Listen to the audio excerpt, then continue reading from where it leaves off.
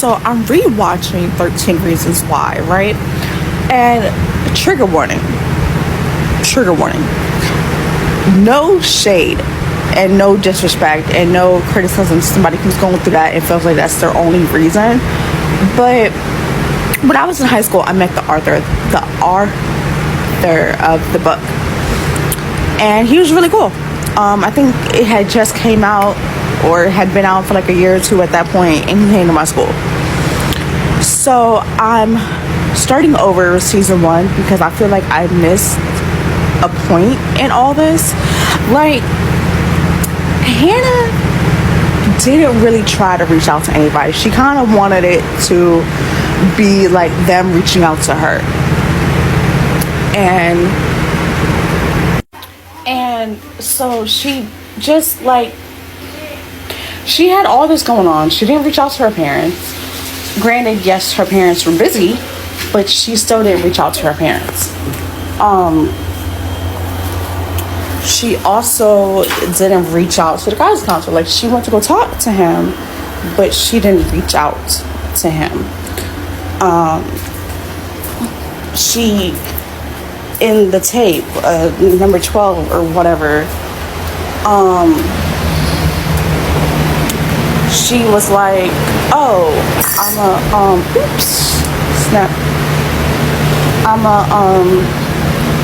give it one last chance or whatever. And her last chance was Clay. Now, they're all in high school. How is Clay supposed to know that you need help if you're not talking about you need help? You're not telling anybody what you're going through at all. You pinned all your hopes on this boy who was secretly in love with you. You didn't know that he was in love with you. At least it didn't seem like she didn't know he was in love with her. You just... What? So then I guess she trusted Tony, like, because it doesn't really... She doesn't speak about Tony on the tapes, which is weird. Why would you...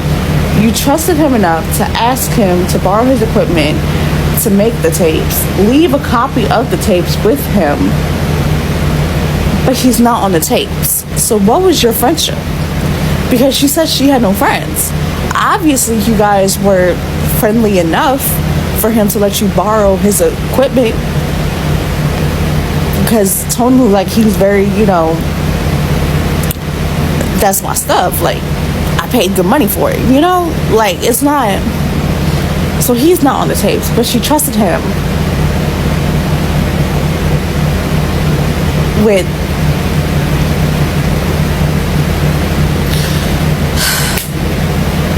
And then the guidance counselor, like, dude, you saw the girl needed help. You saw that there was something clearly going on with her, but you did not try to help. You didn't talk to any of the other teachers. Zach knew that note in class was about her. He didn't tell nobody.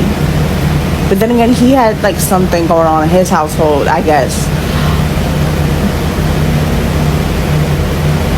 Like, he could have wrote an anonymous note and be like, hey, that note you read in class about like life being meaningless or whatever, that was about Hannah. And he could have like anonymously left a note in the teacher's bag. Obviously they check those bags. It's...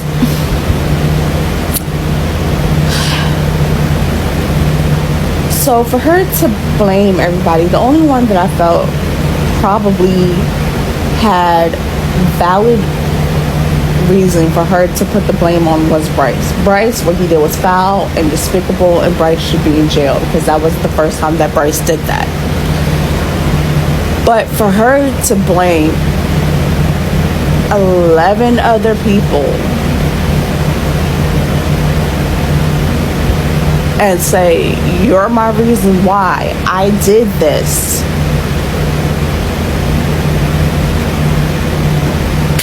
that, come on now. The only person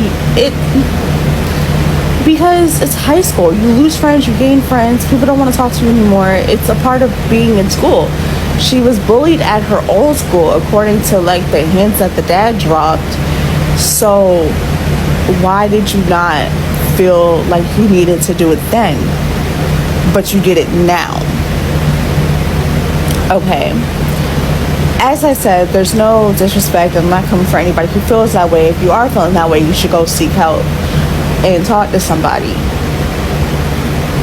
But it's just the way the show was laid out. I'm gonna have to go back and read the book because it's been some years since I read the book, and I read it twice because I felt like, again, I was speed reading through it just to get through it because, well, no, not really, because I would listen to it like before I had my car, so I was on the bus, so I would listen to it going to and from work or wherever I was going.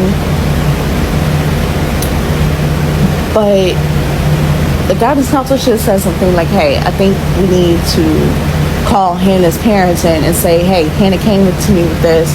This is what she said, but she wouldn't say who it was. And I think that there's something going on. Like, you didn't call her parents. You didn't tell her parents anything. Even though you said that to Clay, that if there was something going on, you had to report it, but you didn't report Hannah. Even though everything that Hannah said was kind of disturbing. And Clay called him out on that.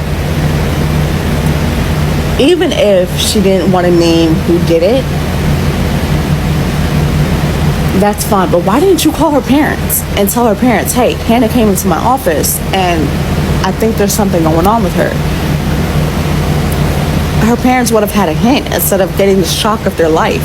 Why didn't the mom, on the way to calling the dad, and maybe you're not thinking straight in that moment because I've never been through anything like that, but tell the dad to call 911 as he's rushing into the bathroom.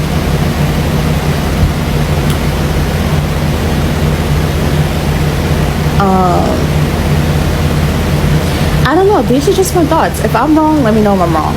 If it's valid, let me know if it's valid. If you have another point it out. I'm not going to get mad. This is my interpretation. I'm watching season 1 again for like the 5th time. I watched it all through last night, rewatching it again this morning. And then I don't feel like there was a need for season 1, 2, and 3. I felt like if they was going according to the books, which they never do, because Orange is the New Black is proof of that.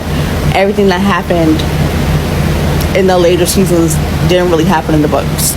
So, if I'm wrong, let me know I'm wrong. I would like to know what your point of view was on the show. And again, if you're going through that, you need help, please go and get help. Please talk to somebody. Even if you got to talk to somebody anonymously online, do it.